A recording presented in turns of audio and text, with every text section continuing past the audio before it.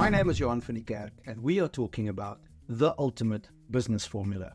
Over the last few videos and in the last series, we've been talking about the fact that business is a formula, that there is certain things that you can do, and if you do them correctly, consistently, and in the right order, you are guaranteed success. I've used this visual of building a house, and then how that goes from building a house into building a skyscraper. And in the first series in this video, we were talking about the overview, how all of these little things fit together, what the different elements are, but I just touched on each element. And then what we are doing now is we're going much more in depth on each one of those elements, teaching you what you need to know so that you could understand this and grow your own business. Now, we are still talking about the foundation. We're still in the personal development phase. Again, if you want the overview, go back to the earlier videos. All of them are in the description below and see the overview. You need to understand how all of this fits together. But like I said, now we are going much more in depth. The previous video, we talked about leadership and different leadership styles, why it is so important. Maybe just a point of clarity. I've had some comments on this, is about this dictatorship style, the coercive style. And where I said that servant leadership in my eyes is the best leadership style.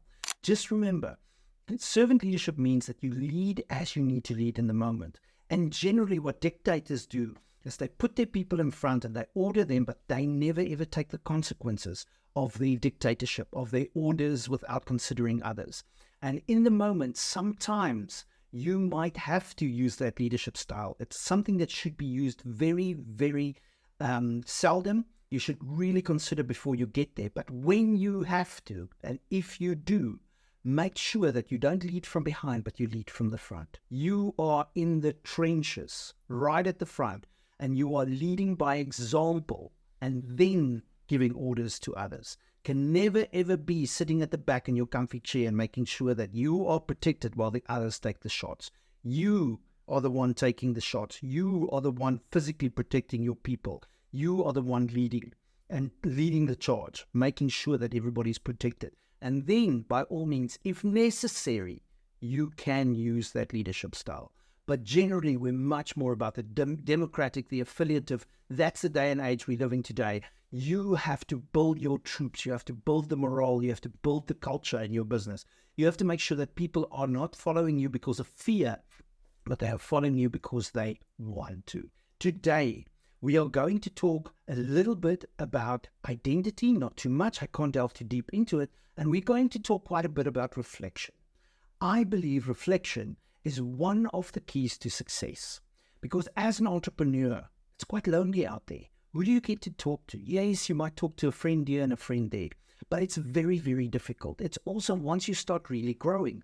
Most businesses never grow into larger businesses. They remain small businesses. You remain self-employed.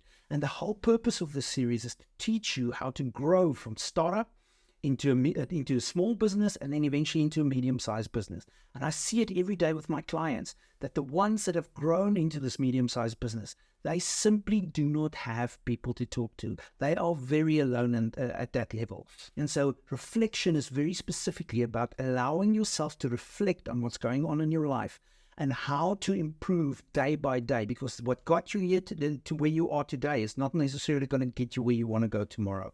And so constant self-reflection, constantly checking what you're doing, constantly making sure you're on the right path is intrinsic to the success of your business and of yourself. Now, the first thing is I'm going to quickly talk about identity. What is identity? Identity is who you truly are. And I'm only touching on identity today because I'm going to go more in depth into discovering who you are in this series. It's an overarching theme. All of these things, we spoke about leadership. Today we're going to talk about self-reflection. This is about making sure you understand who you are. And in the world today, identity is so open for interpretation. And we live in a world where you could change from one moment to the next. You can be who you want to be today, and tomorrow you decide something differently, and suddenly you are completely a different human being, and everybody has to respect you. But the problem with something like that is, as a leader, you need to know who you are, because we look for stability in leadership. If you want to lead a company, if you want to lead your clients, if you want to lead yourself and you want to lead your employees, stability is key. And the key in stability is, again, identity, understanding who you truly are, what you believe in, what you stand for, and not just what you stand for, what will you die for? That is key. So from an identity perspective, as we go into this, reflection is a portion of that. Like I said, leadership is a portion of that. It's defining truly who you are and making a decision about that. I know who I am, and that has not changed in the last 30 years. It took me a while to figure out who I am, but I can tell you now, it has not changed. I know who I am. I can define myself. I know what I stand for. I know what I will accept. I know what I will not tolerate. I know what I will die for. And these are pre-made decisions. This is my identity, and this gives the stability that the people in my businesses need, that my clients need, and that my family needs. Everybody needs the stability, and that's what people cling to. So now that I've touched on the identity, let's start talking about reflection. What is reflection? What does that mean? Reflection essentially is just looking at yourself and asking yourself, are you happy? Not with just yourself, but in the day, the superfluous things that you might think about. I want to talk about a concept today that we all have. It's intrinsic. Science has shown this, and it's confirmation bias. Confirmation bias is the human trait that we all tend to only seek information and people that support our point of view. And I think if we look at what's going on in the world today, it is so clear that we are not aware of confirmation bias anymore. If we think back just a couple of years ago to the pandemic and the confirmation bias that we saw there were two very, very clear groups. The one group believed that you had to vaccinate, you had to wear a mask, you had to self-isolate, you had to do everything to protect society. And they were prepared to sacrifice themselves in the pursuit of what they believed protected society. On the other hand, we had this group that was completely against this whole setup, that was completely against what the government was doing, whether it was dictating to us how many people we could have in our house, if we could go out, when we can shop, what we can shop for, what we can do, what we cannot do, that we had to be vaccinated. We had these two complete different groups. And if you truly, really look at it, all it was each group was supported by their thoughts, by their people, by their understanding of things. And what happened is we started having this clash. We had breakdown in friendships, we had breakdown in families because of confirmation bias. Neither one of those two groups were prepared to ask the questions and to look at the facts. Yes, there was a group in the middle. You might have belonged to one of them. I hope you do, or you did belong to that group. But in the end, we really clearly saw this. We see it today in politics. It becomes a big thing. It's all about us versus them. And this is what confirmation bias is about. And you need to understand confirmation bias. You need to understand that when you believe something, you will only look for information and people that believe these ideas. I always find it fascinating. I like to use the example of the brother-in-law. And so if you think about it, you go to a family event and you have an idea of starting a business, you have an idea of starting something, and you talk at this family event about this idea. And then what happens is your broke brother-in-law gives you advice. Why would you take advice from somebody that has not been where you want to go and somebody that is not just a cheerleader? We need people that can actively and consciously speak into our lives. But that's the thing. This is confirmation bias. And so reflection, the concept of self-reflection, is so that you actively challenge this confirmation bias that you might have, that you look at things, that you look at your life. We also quickly lose perspective. We talk a lot about these really, really wealthy people and that they're completely out of touch with the world. And the concept there is as well is because they do not necessarily do enough self-reflection. So now that I've explained that, self-reflection, why, what, how, let's get into some practical bits. How do you do this? How do you do some self-reflection? And so what I want to touch on is there's 4 C's. There's different things, there's different buzzwords, but I, again, like the 4 C's of self-reflection. Okay, so there's 4 concepts that help you understand how to self-reflect. And then I'm going to be sharing a little bit and some questions later on as well that you can ask yourself to help you self-reflect. But the 4 C's of self-reflection, the first C is continuous. So, first C is continuous, the second C is connected, the third C is challenging, and the fourth C is contextual. Now, let's go into each one. Continuous. Reflection has to be continuous. you have to self-reflect on a continuous basis. We need to make it a habit. It needs to happen daily, not just weekly or monthly or yearly, okay? We're all used to the performance reviews that we get at least once a year. Maybe your company is a little bit more progressive and you get quarterly developmental conversations, which is the new buzzword for performance reviews. But in the end, you need to self-reflect on a daily basis. And again, this is not just for entrepreneurs, this is for each and every one of us. You need to reflect on a daily basis. Every day you need to think about, hey, what was good about the day? What was bad about the day? What can I do better? How can I do it better?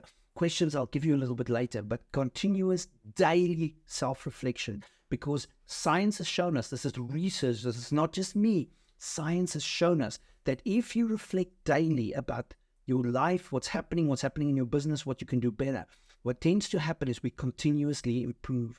And if you do the mathematics, if you can improve yourself by 1% per day, imagine what that becomes over the period of a year. The second one is connected self-reflection. We also run the risk of, in this period of this process of self-reflection, because this world is so much today about living your truth and your feelings and everything else, we get disconnected from the real world. You have to stay connected.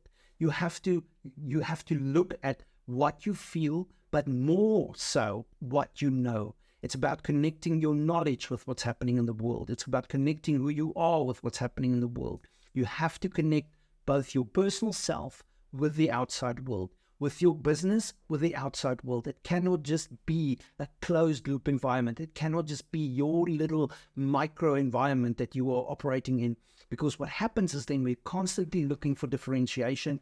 That's what's happening in politics today. We are constantly looking for ways to differentiate ourselves in smaller and smaller and smaller groups. And then you start getting to the real outliers. And the outliers are not the norm. If you surround yourself with a group of people that think they're cats, and you believe that they are cats, and you indulge them in that they are cats, your reality will become one of, you are a cat, they are cats. The same happens in business. Your reality is what is in business.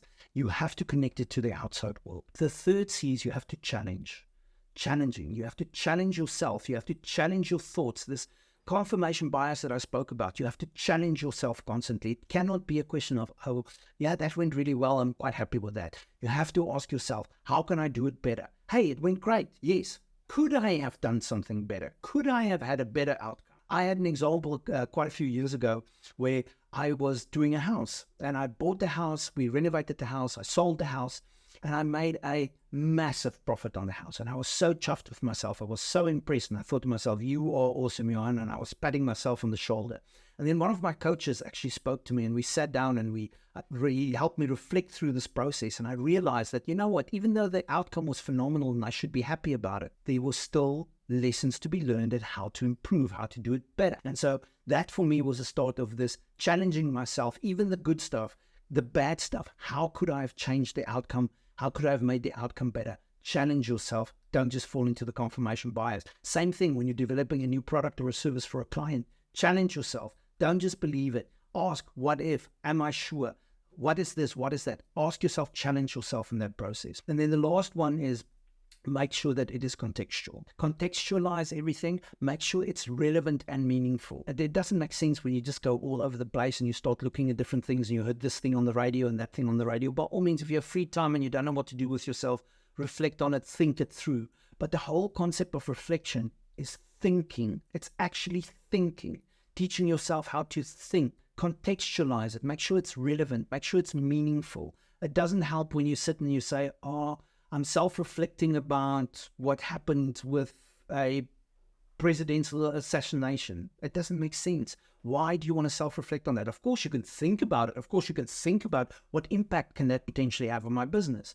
But if there is a tsunami in Asia and I'm living in Europe, what is there to truly think about? Yes, it might be that supply lines are affected. It might be that shipping is affected. You can think about those things. But if you deliver a business that is completely outside of what's happening in Asia, then there's no sense in self-reflecting on it. However, if you have a business that is dependent on products, supplies, anything that comes out of Asia in this example, by all means, then you need to self-reflect about it. But you need to contextualize. So those are the 4 C's.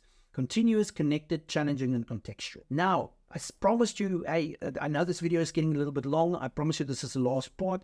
How do you ask these questions? What should you do on a daily basis? And I believe in finding a system to use this, a system of self-reflection. And so that system of self-reflection that I've designed for myself that I find very, very effective is I start by challenging myself. And my first question is always, what am I grateful for today? And I think that goes back to what I said earlier about we feeling that some people are disconnected in the world. Successful people become disconnected. If you every day challenge yourself to ask what you are grateful for, you will stay grounded. You will realize that whatever you've built, whatever you have, you are thankful for, regardless of whether it's your own sweat. You will be thankful for your employees. You will be thankful to the people. You'll be thankful to your country. You'll be thankful to God if you believe in Him. You'll be thankful to your spouse. You'll be thankful to your children. You'll be thankful to your friends and your family. And thankfulness goes to the core. Being thankful and grateful changes who you are. That's the difference between being a positive person and being a negative, pessimistic person, is truly think about what you are grateful for today. Not just the big things, but also the smaller things. What are you grateful for? The next question I like to ask myself is, what did I achieve today? What did I do well? What moved me forward as a human being? And what moved us forward as a business? Was I a better father today? I challenge myself every day. Are you a better father today? Are you a better husband today? Are you a better businessman today? Are you a better person today? I ask myself those questions. What did I achieve today? Another question that I ask is, what did I not achieve today? We tend to avoid our failures. We tend to ignore it. We try to bury our head in the sand. Ostrich syndrome. We hope that it goes away.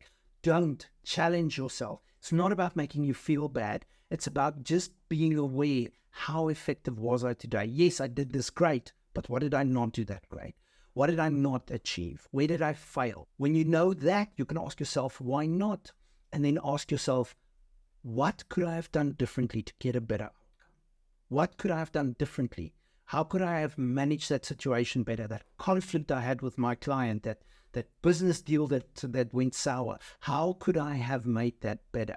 Hey, why did the client not phone me? How could I have made that better? Sometimes it's as simple as that. Is, oh, the client promised to phone me today and he didn't. I did not follow up. How do I get the information? Challenge yourself. You have to do it. And then the last question that I ask myself of the 4 main questions is, what do I want to do differently tomorrow? What do I not want to repeat?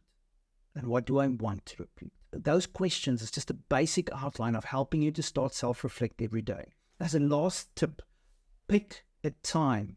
Make it your quiet time. I do that on a daily basis. I reflect twice a day. I tend to reflect at night. Once everybody's in bed and it's quiet, I have my quiet time.